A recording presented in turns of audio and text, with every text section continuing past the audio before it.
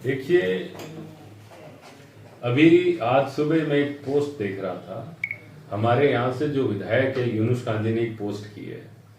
उन्होंने एक रोज पहले भी एक पोस्ट की।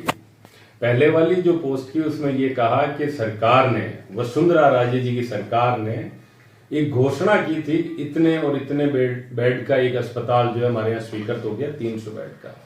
वो बाद में जो विधायक बने, यानी कि मैं चेतन रूडी, उससे रुकवा दिया। मैं सबसे पहले तो ये सवाल करता हूं कि जब घोषणा कर दी वसुंधरा जी ने, आप उस वक्त काबीना मंत्री थे, तो उस घोषणा को अमली जामा क्यों नहीं पहनाया? दूसरी बात, अगर आपको इतनी चिंता है लोगों के स्वास्थ्य की, तो हमारी सरकार, कांग्रेस की सरकार ने डीडवाना के अस्पताल को जिला अस्पताल बनवाया, उसके लिए जमीन अलॉट होगी और अभी कुछ रोज पहले पैसे आ गए।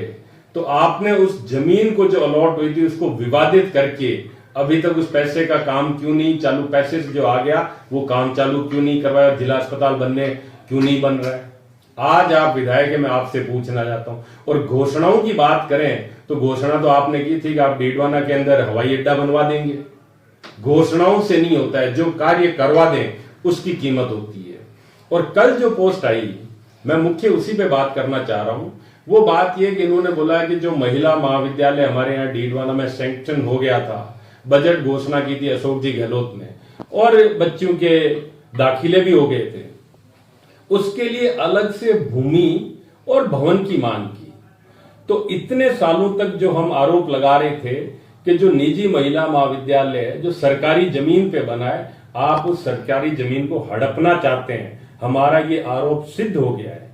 आप अलग भूमि मांग के, वो जो डीड हुई थी, उस डीड की 8वीं शर्त है कि जब भी सरकारी महिला महाविद्यालय डीडवाना में बनेगा, तो जो अभी निजी महिला महाविद्यालय बना है वो भवन भूमि सहित सरकार को देंगे। आज आपने अलग भूमि और भवन की मांग करके उप मुख्यमंत्री जी से आपने अपनी नीयत को सिद्ध कर दिया कि आपकी नीयत खराब है, आप उस जमीन को और उस भवन को हड़पना चाहते हैं।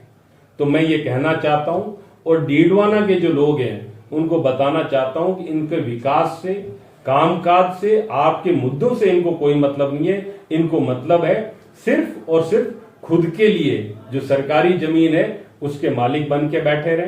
कुछ लोगों को लेके गए, बातें करते हैं कभी कि मेरी चलती नहीं है, तो जब चलती नहीं है तो आपने घोषणाएं क्यों कर दी चुनाव में, लोगों को झूठे वादे क्यों कर दिए? तमाम सारी बातें जो बड़ी चिंताजनक है। और इसके अतिरिक्त मैं ये भी बताना चाहता हूं कि डीडवाना के अंदर अमृत योजना के तहत 1 साल 22 करोड़ की योजना थी, लगभग 1 साल बीत गया, अभी तक काम ढीला चल रहा है।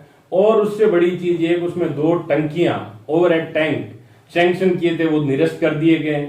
जल जीवन मिशन की हालत खराब है, ढाणियों के अंदर पानी जाना था, वो अभी तक सरकार उस पर कोई कार्रवाई कर नहीं रही है, काम यथावत पड़ा हुआ है। यहाँ पे जो सड़कें शहरी क्षेत्र के अंदर सैंक्शन की थी उनको निरस्त कर दिया गया है। हमारी जब से भाजपा की सरकार भी नहीं है, ठेकेदारों का पेमेंट नहीं हो रहा है। कुल मिला के डीडवाना की स्थिति आज के दिन बड़ी ही गड़बड़ाई हुई है। लोग जिस उम्मीद के साथ भाजपा की सरकार को वोट दिया राजस्थान में और हमारे यहाँ पे यूनुस कांजी को दिया, वो सब अपने आप को पीड़ित महसूस कर रहे हैं, ठगावा महसूस कर रहे हैं।